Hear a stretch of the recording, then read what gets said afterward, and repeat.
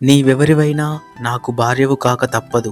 గంగాదేవి మానవ శరీరం ధరించి అపురూప లావణ్యంతో ఎదుట నిలబడి ఉండగా ఆమెను చూసి అనురాగ పరవశుడై ఆమెను శంతను చక్రవర్తి పలికిన పలుకులివి. శంతను చక్రవర్తి ఆమె మీద ప్రేమతో తన రాజ్యాన్ని, ధనాన్ని, తన సర్వస్వాన్ని, ఆఖరికి తన ప్రాణాన్ని కూడా ఆమెకు సమర్పించడానికి సిద్ధపడ్డాడు. ఓ రాజా, నేను నీకు భార్యను అవుతాను. దానికి కొన్ని నియమాలు ఉన్నాయి. నేనెవరినో, ఎక్కడి నుంచి వచ్చానో నువ్వు గాని మరెవరైనా గాని నన్ను ప్రశ్నించకూడదు. మంచి చెడు ఏది చేసినా నీవు నాకు అడ్డు రాకూడదు. ఏ సమయంలోనూ నాపై కోపం రాకూడదు. నాకు అయిష్టమైనదేది నీవు మాట్లాడకూడదు. ఈ నియమాలను తప్పితే తక్షణమే నిన్ను విడిచి వెళ్ళిపోతాను. నీకిది ఇష్టమేనా? అడిగింది గంగాదేవి. ఆమె పట్ల అనురాగపూరితుడైన శంతనుడు ఆమె నియమాలకు అంగీకారం తెలిపాడు. గంగాదేవి శంతనుడికి భార్య అయ్యింది.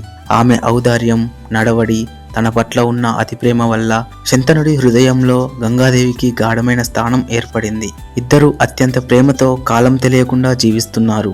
వారికి చాలామంది పిల్లలు జన్మించారు. పుట్టిన వెంటనే ప్రతి శిశువును గంగాదేవి నదిలో పడేస్తుంది. తిరిగి శంతనుడి వద్దకు నవ్వు మొహంతో వస్తుంది. ఆమె చర్య శంతనుడికి రాక్షసమైనదిగా అనిపించినా తన హృదయ వేదనను అణుచుకొని అంతకుముందు ఆమెకిచ్చిన వాగ్దానాన్ని పాటిస్తున్నాడు. మౌనం వహిస్తున్నాడు.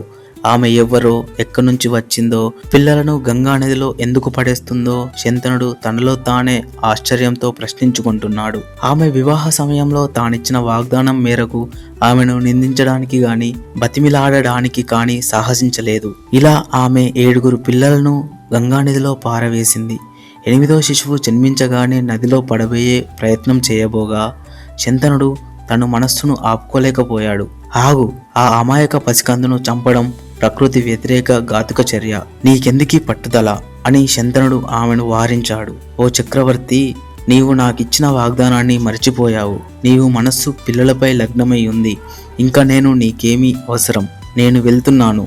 నేను ఈ శిశువును చంపను. కానీ నీవు నా సుగుణ దుర్గుణాలను ఎంచకముందు నేను చెప్పే కథను విను.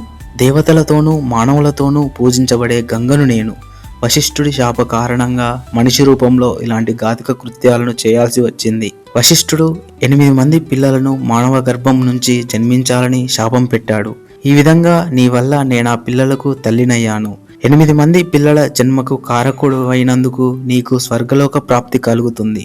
నేను నీ కనిష్ట కుమారుడిని కొంతకాలం పెంచి పెద్ద చేసి అతన్ని నా ప్రసాదంగా నీకిస్తాను అని చెప్పి శిశువుతో సహా గంగాదేవి అదృశ్యమైంది.